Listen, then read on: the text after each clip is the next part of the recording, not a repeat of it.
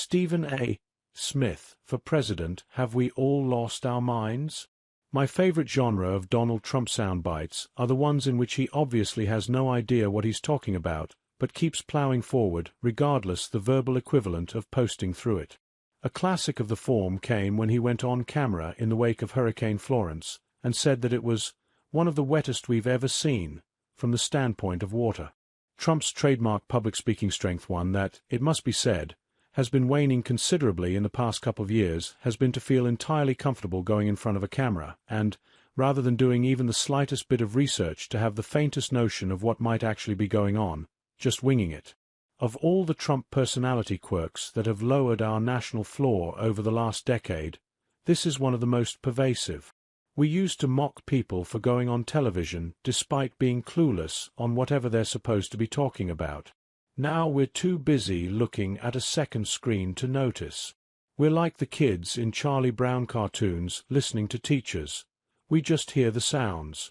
But it's not like Trump is the only famous person who has made authoritative-sounding ignorance a trademark over the years.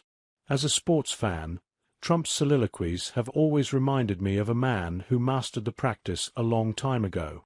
I suppose, then, I should not be surprised that now people are encouraging him to run for president. There are many quintessential Stephen A. Smith clips.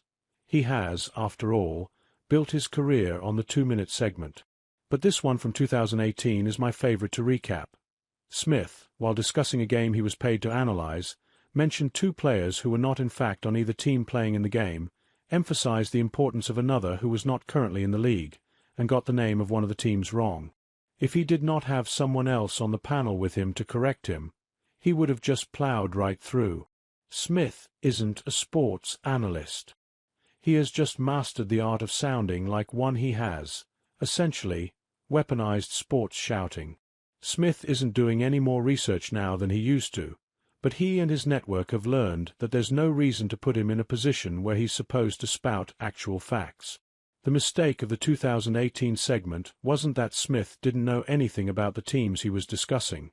It was that ESPN acted as if he was supposed to. Smith's segments now are constructed to be vague and basically content-free. Their main purpose is to generate a takeaway quote. On the 76ers from the other day, this season is a joke, then it's on to the next segment and the next quote. For all the talk of Smith debating other commentators, that's not what he does anymore. That would require research or even talking points. It's much easier and safer to simply roll him out there. Let him bark for a while, respond to someone else on the panel by cartoonishly furrowing his eyebrows, and cut back so he can bark some more.